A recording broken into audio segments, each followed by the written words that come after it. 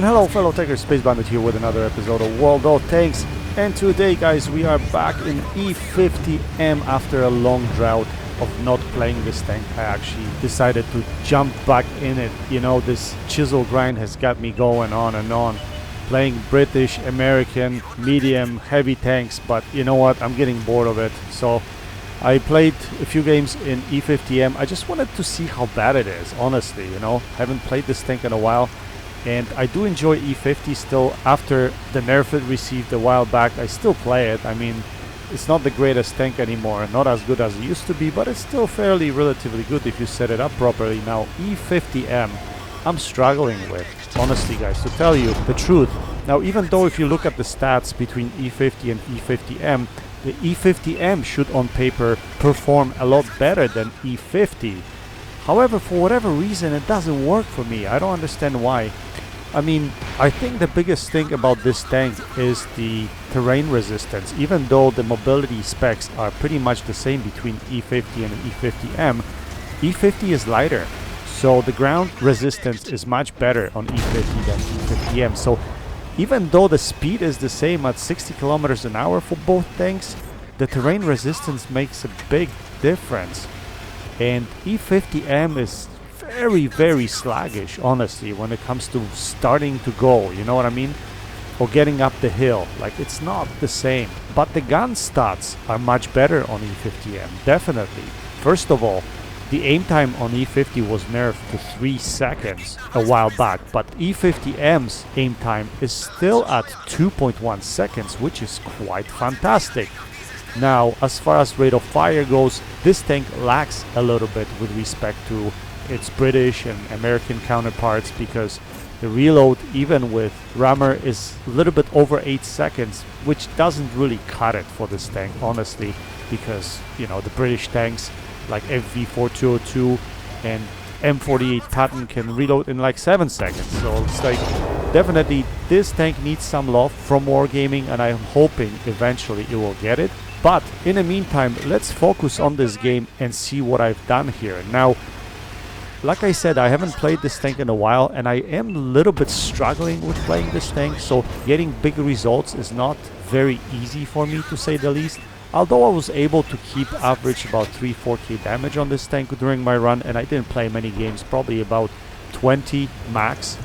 So this game is not particularly high damage, guys, but combined damage total is fairly good, and I could have probably had more damage if not for my scavenging teammates. Unfortunately, that's the way it goes in this game, right? Everyone wants to get damage. Anyway, enough rambling, let's focus on this game. So on Prokhorovka, initially, I really wanted to stay back a little bit and snipe, because this gun has good accuracy, not the best reload. There are 2 RDs on the opposing team. I really didn't want to come to this position where I am now. But early in the game, I noticed that not many tanks are coming here. I saw only one light tank coming, and I don't know what kind of view range this guy had. So I was like, you know what, I'm gonna try to force to play this position. And this position here is really good, because it protects you from the guys that try to fire at you from the spawn. And poking over the ridge, you can actually spot quite far, especially if you have a good view range on your tank. So I like playing this position, but not with 2 artilleries, and especially if I'm the only tank playing that high. So that's what I was a little bit worried about, but it turned out pretty well. RD left me alone in this game, and usually when RD leaves me alone, I tend to have a pretty decent game. So as you can see, we're playing this really cautious.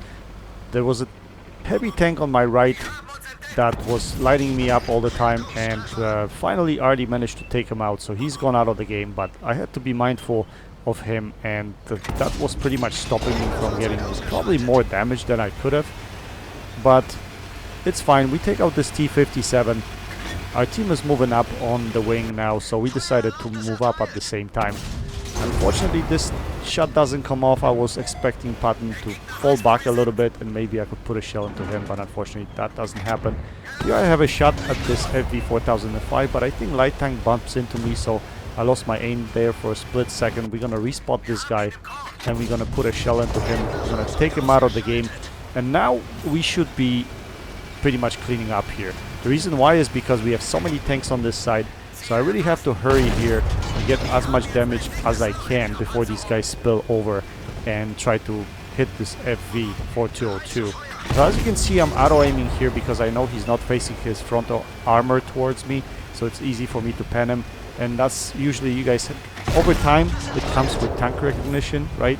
If you know they're soft, you can just auto-aim them and fire at them, but I do not condone it because you'll bounce more often than not, especially versus heavy tanks or tank destroyers. So you should always aim your shots, and that's what you should learn starting up. But, you know, I get lazy sometimes. It is what it is. Anyway, we tracked that Patton, so the team managed to take him out, so I don't get more damage because of that. I was hoping to get a little bit more hard damage, but that didn't come off. Here we can see this Object 257. Unfortunately, the first shot tracks him and doesn't do anything. And then here, I don't know what I was doing. I didn't lead that shot at all. That was pretty bad.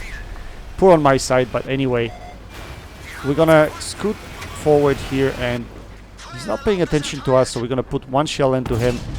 We're gonna try to finish him off here and get a little bit more damage, but unfortunately, our arty manages to take him out, and right now will be just cleanup time. So we're gonna try to find the artillery, and probably won't get to artillery because, yeah, I don't have a shot right there. And the last tank destroyer remaining is the cheese wedge, the Swedish cheese wedge. So the camo on this thing is so good that, as you can see, I'm already spotted and I can't see him at all. So we're gonna try to find him, and he's right in here. Unfortunately, I moved my gun, so I don't get full alpha hit, but I do get final kill on this guy.